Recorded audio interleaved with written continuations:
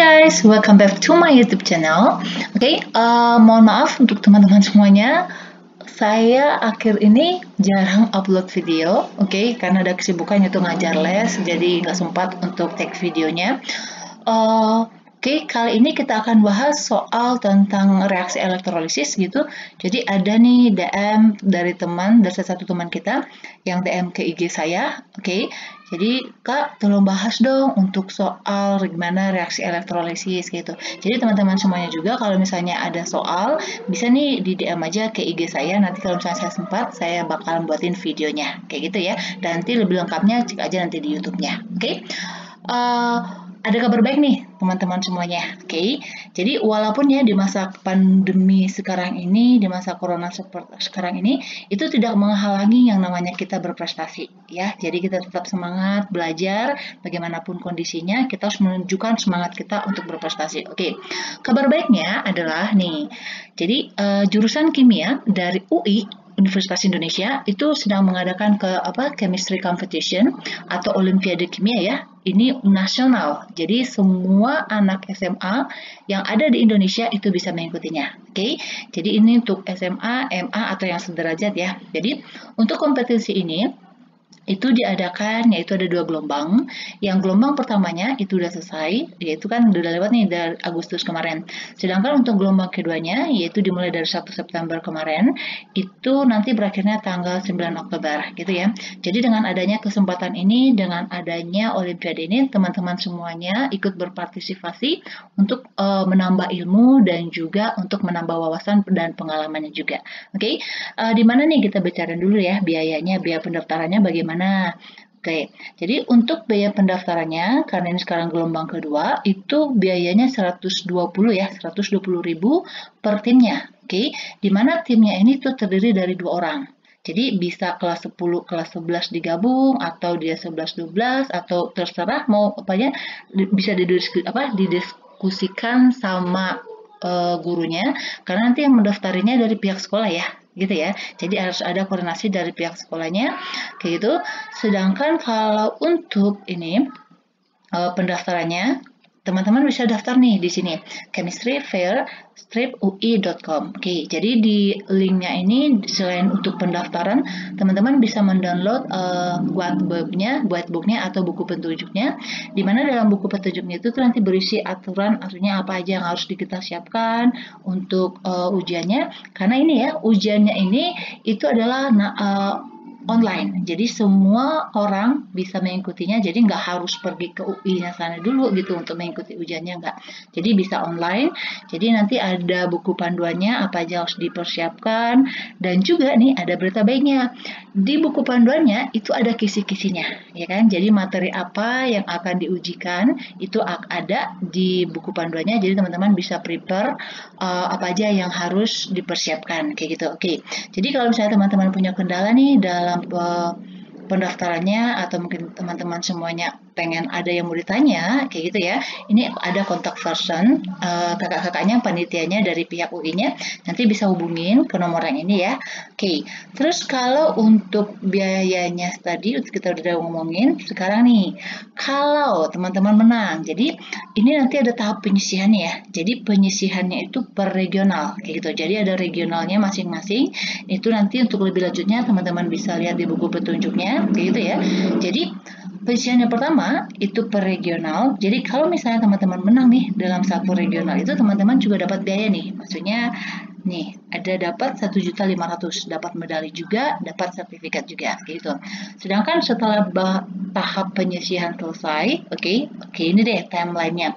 Jadi ini ya timelinenya ini, kita nanti penutupan pendaftarannya ya tanggal 9 Oktober, technical meetingnya 10 Oktober, nanti teman-teman bisa menanyakan apa aja yang dibutuhkan, apa aja kendalanya, bisa diomongin di sini.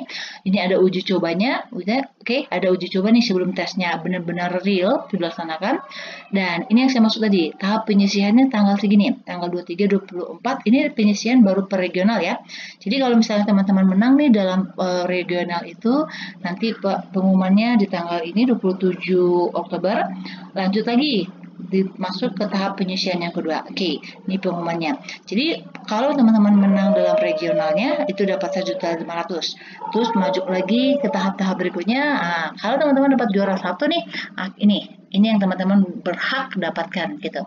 Jadi dapat uang tunai 7 juta, ada piala bergilir dari Gubernur DKI Jakarta, piala tetapnya, dan ada juga sertifikat. Demikian juga untuk juara 2 dan juara 3-nya. Kayak gitu ya.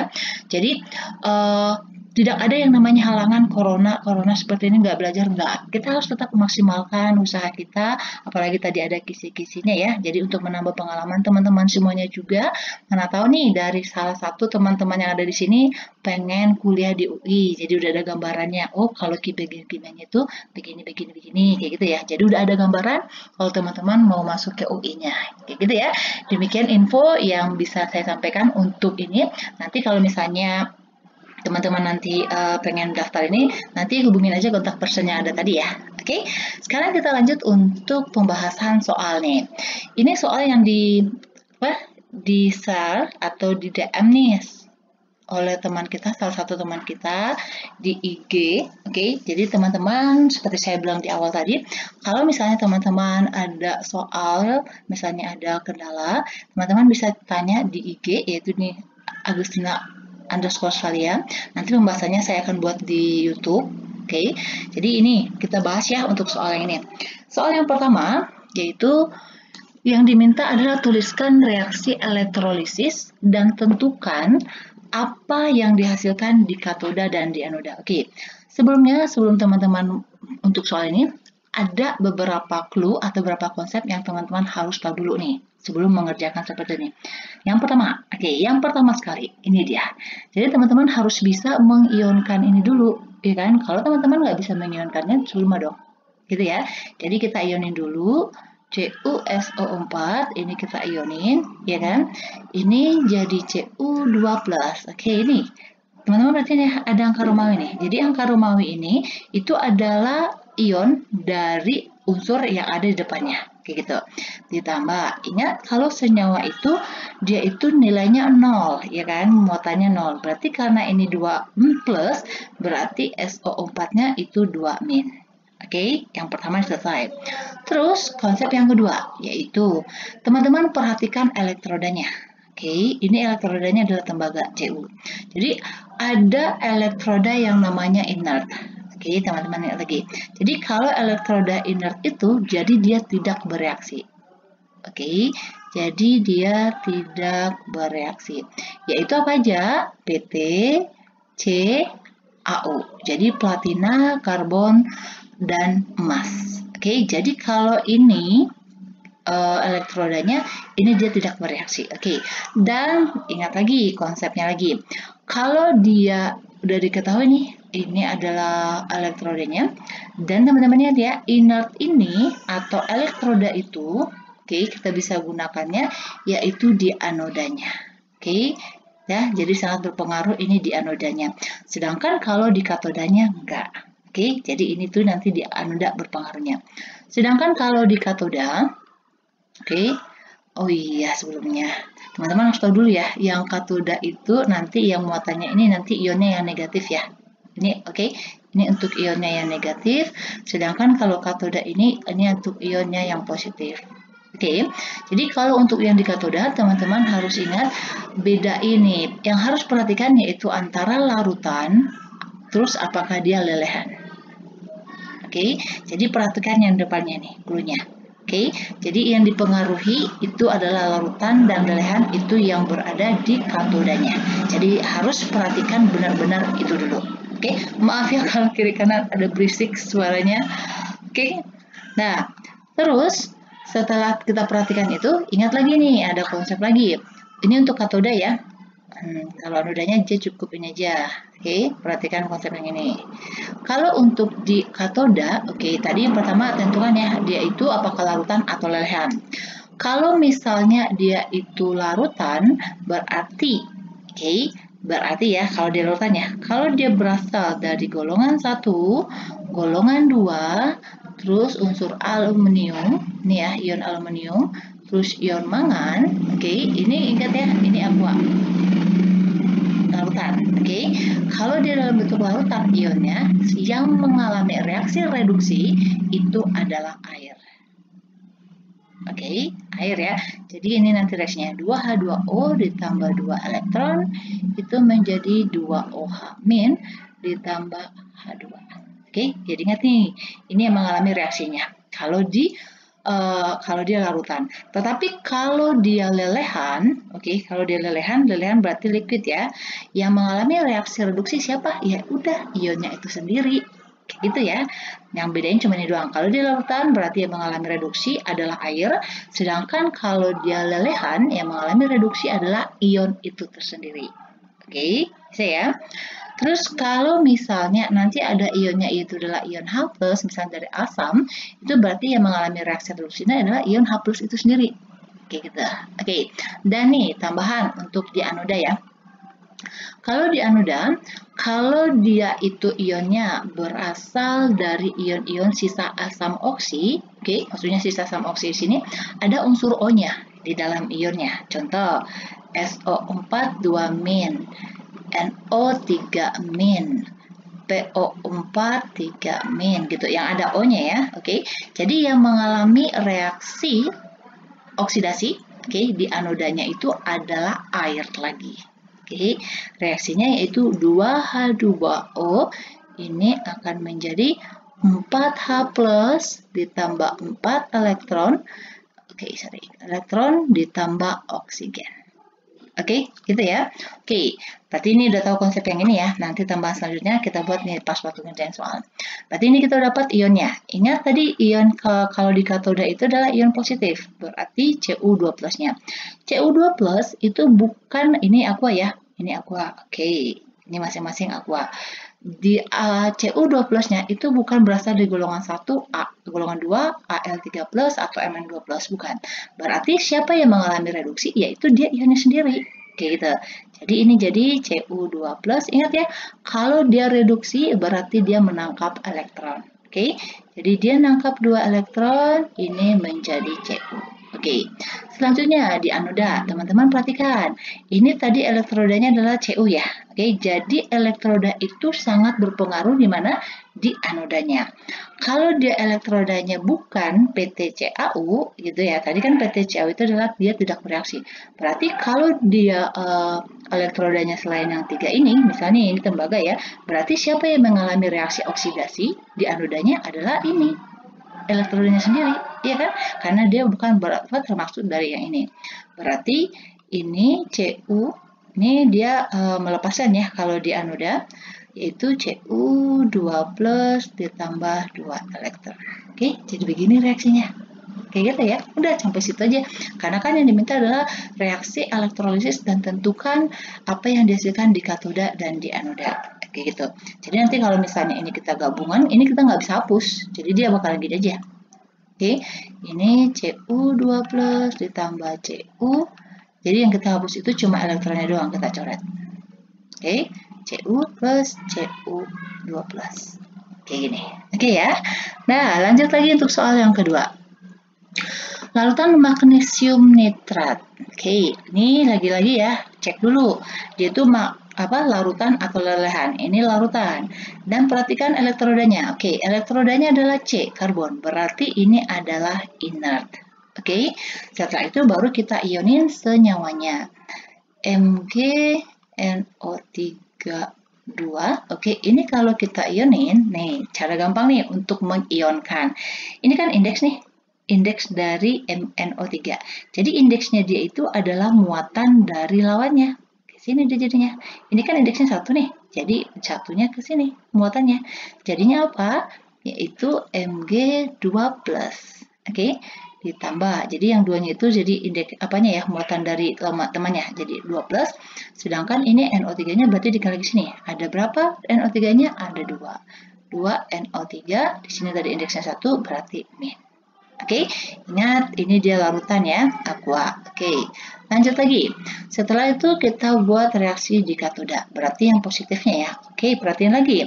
Apakah ini masuk ke dalam golongan 1, golongan 2? Oke, jadi Untuk memudahkan lagi, teman-teman harus hafal unsur apa aja yang berada di golongan 1, golongan 2 gitu. Teman-teman kalau misalnya perlu, cek aja nih di playlist itu udah ada cara gampang ngafalin semua unsur. Maksudnya di sini semua unsurnya itu cuma golongan A ya, yang dari golongan 1 sampai golongan 8. Oke, jadi magnesium itu adalah ada golongan 2. Oke, ini juga bisa dilihat nih, 2 plus. Oke, golongan 2 berarti siapa yang mengalami reduksi adalah air, kayak gitu, karena dia juga larutan. Berarti ini hasilnya 2H2O ditambah 2 elektron. Ingat ya, jangan angkat elektron ya. Ini menjadi 2OH- ditambah H2. Oke, jadi nanti kalau misalnya teman-teman di praktikum ya, itu nanti bakal ada gelembung nih. Gelembungnya itu adalah gas hidrogen. Oke, ini di dalam katodanya. Sedangkan kalau di anodanya, kita lihat nih, di anodanya, ini elektrodanya karbon ya, berarti dia inert, berarti dia nggak bereaksi. Berarti yang bereaksinya kita cek dulu siapa di anodanya, yaitu adalah asam sisa oksi, ya kan? Jadi ini adalah ion sisa asam oksi yang ada O-nya. Berarti siapa yang mengalami oksidasi, yaitu airnya lagi, kayak gitu loh. Jadi ini 2H2O itu menjadi, di sini ada 4 ya, hanya berarti 4H+, ditambah di sini O-nya ada 2, berarti jadi O2. Oke, di sini muatannya 0, berarti ini 4+, berarti elektronnya 4 elektron. Kayak gitu ya. Terus kalau ini misalnya kita gabungin, jadi ini cari dulu nih elektronnya, ya kan? Berarti ini kali 2 lagi ya. Oke, kita buat ya. Ini dikali 2, cari KPK-nya supaya elektronnya bisa coret. Oke, kalau nggak kalau misalnya diminta reaksi elektrolisis keseluruhannya, dia harus dihilangin elektronnya. Tapi kalau cuma yang diminta adalah di katoda dan di anodanya, berarti cukup sampai di sini aja. Oke, gitu ya. Oke, kalau misalnya ini kita cari lanjut, berarti di katodanya ingat kalau dia dikali 2, semua koefisiennya dikali ya, bukan indeks, tapi koefisien. Ini menjadi 4H2O ditambah 4 elektron, ini menjadi 4OH- ditambah 2H2 gitu. Sedangkan ini tetap ya, karena elektronnya nanti akan kita hilangin. Yaitu ini jadi 2H2O menjadi 4H+ ditambah O2 ditambah 4 elektron gitu. Terus ini elektronnya kita bisa coret ya. Nih, jadinya nih, ini kan ada 4 nih H2O-nya berada di sebelah sisi kiri, yaitu kita tambahin aja 6H2O. Terus ada lagi nggak? Nggak ada ya. Ini 4H+. Oke, ditambah 4OH-, terus ditambah O2, ditambah 2H2O. Kalau kita mau sederhanain lagi, ini bisa ya. 4H+ ditambah dengan 4OH- ini kalau digabung menjadi 4H2O. Oke, kalau kita mau itu lagi, sederhanain lagi. Oh, sorry. Ini bukan itu ya, bukan H2O, H2. Oke. Ini kan ada H2O. Nah, ini juga H2O. Di sini 4, di sini 6, ini coret 4, sisa di sini 2. Oke, gitu. Oke. Jadi nanti untuk keseluruhannya kita buat sini deh. Hasilnya itu adalah 2H2O menjadi 4H+. 4H+-nya kita tergabung tadi ya. Menjadi 2H2 ditambah O2. Kayak gitu. Gampang kan? Oke, lanjut lagi untuk soal yang ketiga. Lelehan kalium nitrat. Oke, dengan elektrodanya adalah nikel. Oke, nih perhatiin ya. Ini adalah lelehan. Ingat, lelehan. Dan elektrodanya adalah nikel, bukan inert. Iya kan? Jadi dia bukan PTCAO ya, tetapi nikel. Kita apa dulu? Elektrolisis dulu. Maksudnya kita ionin dulu. Oke, nih. K plus. Ini kan satu kesatuan ya NO3-nya ya. Berarti di sini indeksnya 1. K plus. Di sini juga indeksnya K juga 1. Berarti dia NO3-. Oke, ini dalam bentuk lelehan ya. Ini larutannya lelehan. Oke. Terus ingat tadi, kalau di lelehan berarti yang mengalami reaksi reduksi adalah siapa? Ionnya sendiri. Berarti di katoda yang mengalami reaksi reduksi sendiri adalah ion yang ini. Ya, walaupun K itu berasal dari golongan 1, tetapi di sini dia dalam bentuk lelehan. Oke, berarti K plus, ingat reduksi itu dia nangkap elektron ya. Berarti dia nangkap elektron, ini menjadi K. Oke, sekarang kita lihat di anodanya. Perhatikan, elektroda itu sangat berpengaruh di anodanya. Di sini elektrodanya adalah nikel. Oke kan? Berarti dia yang bereaksi sendiri. Gitu ya.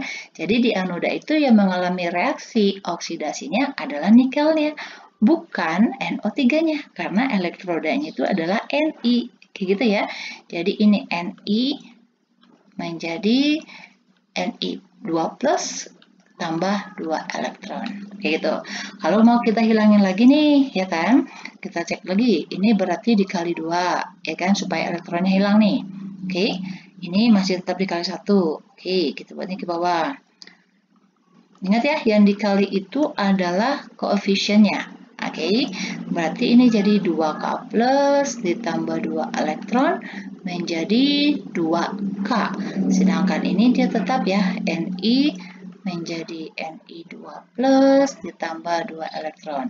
Baru sekarang kita bisa coret nih, yang sama ya. Ini elektronnya coret, nggak ada lagi, berarti kita tulis ulang nih. 2K plus ditambah Ni itu menjadi 2K ditambah Ni12. Oke, gampang kan? Oke, lanjut lagi. Lelehan aluminium oksida Al2O3. Oke, ini lelehan lagi. Elektrodanya adalah grafit, berarti ini inert ya. Oke, ini inert.